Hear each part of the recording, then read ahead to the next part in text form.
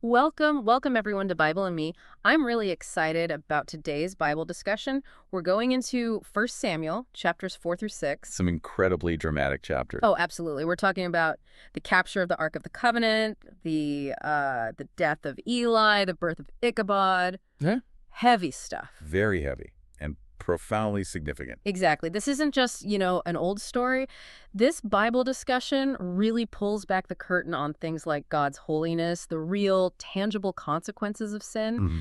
and what a genuine national crisis looked like for ancient Israel. It's going to be insightful. It certainly forces you to think. It really does. So stick with us. And hey, if you find this Bible discussion valuable, please do give us a like, subscribe to the channel, maybe drop a comment, and share it. It really helps others find us. Definitely help. Okay, so let's open up our source, the Bible, and get into this. Segment 1. Yeah. The setting and the initial conflict. It starts pretty intensely, right? Israel's in a big battle with the Philistines. Yeah, they're perennial enemies at this point. These battle scenes in Samuel, they really paint a picture of ongoing, brutal conflict. And Israel loses the first round, so the elders, they come up with a plan. A rather fateful plan. Right. They decide, let's bring the Ark of the Covenant here from Shiloh, bring it to the front lines. Their thinking seems to be this object, its presence, has to guarantee victory. And that's the crucial misunderstanding, isn't it? They're treating the ark, this symbol of God's actual presence and covenant, almost like a lucky charm. Yeah, like a weapon they can just deploy. Exactly. Yeah. It's not about obedience, not about the relationship with God, but about manipulating a symbol. It completely misses the point about God's holiness. And, who's accompanying the Ark? Eli's sons, Hophni and Phinehas. The very priests, known for their wickedness, their presence just underlines the moral state of the leadership. It's deeply problematic and ties right into those consequences of sin we mentioned. So the Ark arrives, and the Israelite camp, they erupt. A massive shout, the ground shaking. They must have felt invincible for a moment. Oh, absolutely. A huge surge of confidence for them. But the flip side is the Philistines' reaction. They hear it, they know what the ark represents, or at least they know its reputation. And panic, right? God has come into their camp. They do panic initially. They recall God's power, the plagues in Egypt. But here's the twist. Their fear turns into desperation, into fierce resolve. Right. They say, be strong, fight like men, don't become their slaves. Exactly. It's ironic, isn't it? The pagans seem to have a perhaps healthier fear or respect for God's power in that moment than the Israelites who are treating his presence so casually. That determination, wow. It sets up the next really grim phase. It does. A tragic turn. Which brings us to the capture itself, segment 2. Because that Philistine resolve, it works. They attack fiercely. And the result for Israel is just devastating. A complete rout. The numbers are staggering. 30,000 Israelite foot soldiers killed. Just imagine that scale of loss. It's almost inconceivable. A national catastrophe on a military level. But then comes the blow that goes beyond military defeat. The Ark of the Covenant is captured, taken by the Philistines. The unthinkable, the very symbol of God's presence among them, now spoils of war for their enemies. You can feel the shockwaves through history and confirming the earlier prophecies. Hophni and Phinehas are killed in the battle. Right. Their deaths are a direct fulfillment of the judgment pronounced on Eli's house. It's the consequence of their sin playing out exactly as foretold. So this isn't just losing a battle or even losing the Ark. This is a crisis of faith. A national identity crisis. All of the above. I mean, think about it theologically. Does this mean their God is weaker than Dagon? How could God allow this? It strikes at the heart of their covenant relationship, their understanding of who God is and who they are as his people. It must have felt like God himself had been defeated or had abandoned them entirely. Precisely. The foundations are shaken. This isn't just a military or political crisis. It's profoundly spiritual. The despair must have been overwhelming. Which leads us directly to the impact back home, specifically on Eli. Segment 3. Eli's death and the birth of Ichabod. Yeah, the news travels fast. A messenger escapes the battle, covered in dust, clothes torn. The classic signs of disaster. And Eli's waiting. He's 98, blind, sitting by the road, but the text says his heart was trembling for the Ark. Not just for his sons, but for the Ark. His priority, even then, shows where the real weight lay, though perhaps too late.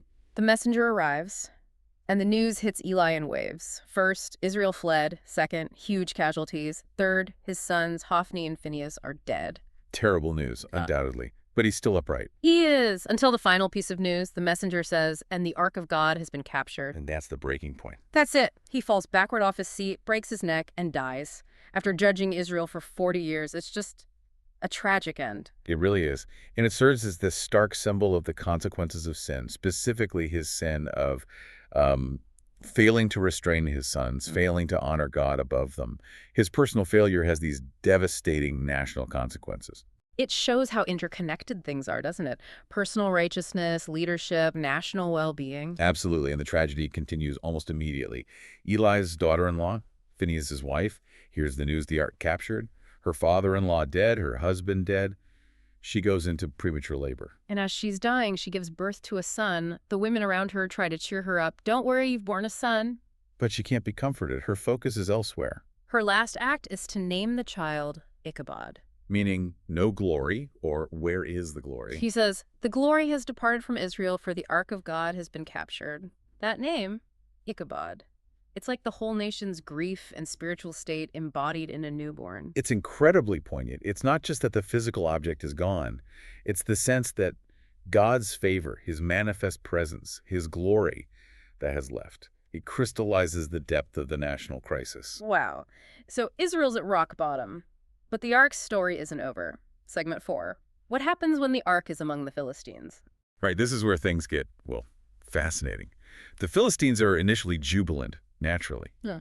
They take the ark to Ashdod, one of their major cities. And they put it in the temple of their god, Dagon. Kind of like a trophy, right? Next to Dagon's statue. Exactly. It's a symbolic statement. Our god Dagon has defeated their god. Look, here's the proof. But that doesn't last long. The next morning, The people of Ashdod go into the temple and find Dagon fallen on his face, prostrate before the ark of the Lord. whoops. So they pick him up, put him back. Maybe just an accident, right? Maybe they thought so initially, but the next morning, Dagon's down again, face down before the ark. But this time, This time it's worse. His head and both his hands are broken off, lying on the threshold. Only the trunk is left. it's a complete and utter humiliation of Dagon. God is making an unmistakable statement in the heart of enemy's territory in their own God's temple. There is no other God besides me. My holiness, my power is supreme. So much for Dagon's victory. And it doesn't stop with the statue, does it? The people start suffering. No, it doesn't. The hand of the Lord, as the text says, was heavy upon the people of Ashdod. He afflicted them with tumors, a painful, humiliating plague. So they decide, okay, let's get the ark out of Ashdod. They send it to another Philistine city, Gath. Bad move. The same plague breaks out in Gath. Panic ensues. So they try one more city, Ekron. And the Ekronites, they see it coming and cry out, they've brought the ark of the God of Israel to us to kill us and our people. They recognized the pattern. They knew this object, or rather the God it represented, brought judgment. It's like the ark is this holy contagion of judgment among those who don't honor God. So the Philistine leaders who were so triumphant before, what do they do now? They finally get the message. After 7 months of plagues and humiliation, they realize they cannot handle the presence of the God of Israel this way. They explicitly say, the hand of the God of Israel is severe upon us and upon Dagon our God. They admit it, they were wrong. They do. And they decide they have to send the ark back. But they don't just, leave it at the border. No, they consult their priests and diviners. And they come up with this idea of a guilt offering. Right. 5 golden tumors and 5 golden rats. 1 for each Philistine lord or city, acknowledging the specific plagues God sent, trying to appease him according to their own cultural understanding. It's their way of saying, we acknowledge your power, please remove this judgment. Exactly. And it's another powerful demonstration of God's holiness. Even captured, even in enemy hands, God's presence isn't diminished. It powerfully asserts his authority, defends his own glory, and forces even pagan nations to recognize his sovereignty. It's amazing. The Israelites treated the ark like a charm and lost it. The Philistines treated it like a trophy and were terrified into returning it with gifts. The irony is thick, isn't it? So let's pull back a bit. Segment 5. What are the bigger implications here? The lasting lessons from 1 Samuel 4 through 6. Well, first and foremost, you see God's absolute holiness on display. His power isn't dependent on his people's faithfulness. He acts to vindicate his own name, even when Israel fails miserably. And the consequences of sin? They couldn't be clearer. For Eli, for his sons, for the entire nation, treating God lightly has serious repercussions. Definitely.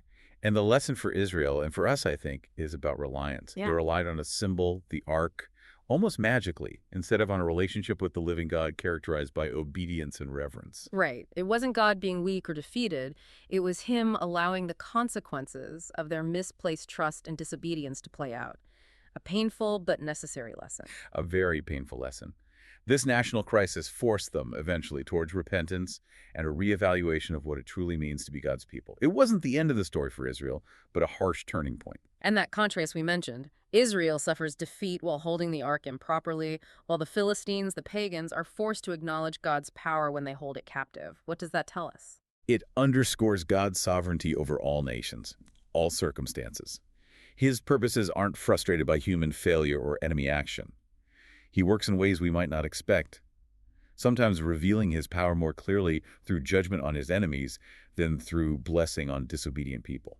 So even in moments that look like defeat, even when it feels like the glory has departed, God is still sovereignly working out his purposes. Precisely. His ultimate plan is never thwarted. That's a crucial takeaway. Which brings us to the listener, to you. How does this ancient story speak to us today? Does it make you think about where your own reliance is placed? Is it on religious activities, symbols, traditions, or on that living relationship with God himself? That's the heart of it, isn't it? Examining our own lives for any Ichabods, any areas where we might be going through the motions while the true glory, the true presence is neglected. Powerful stuff. Well, that brings us near the end of our discussion on 1 Samuel 4 through 6. What a roller coaster. We've seen the battle, the shocking capture of the ark, Eli's death, the tragic naming of Ichabod, the glory has departed, and then the incredible display of God's power among the Philistines, forcing them to return the ark. It's a narrative that really stays with you. And perhaps the final thought to leave you with. This discussion reminds us that true glory isn't ultimately located in physical objects or human institutions, even religious ones. It's rooted in the very presence and character of God. And his character, his faithfulness, his holiness, those remain constant, even when our faith flickers, even when circumstances look bleak. It really challenges us to ask, where is our ultimate trust? Is it in the unchanging God or in the changing circumstances and symbols around us? That's a great point to ponder. Thank you so much for joining us today on Bible and Me. We really appreciate you spending this time with us. Yes, thank you for listening. If this Bible discussion resonated with you, please hit that like button, subscribe if you haven't already, and click the notification bell so you won't miss our next one. And do leave your thoughts or questions in the comments. We enjoy seeing those. We absolutely do. Thanks again, everyone. We're looking forward to our next Bible discussion with you.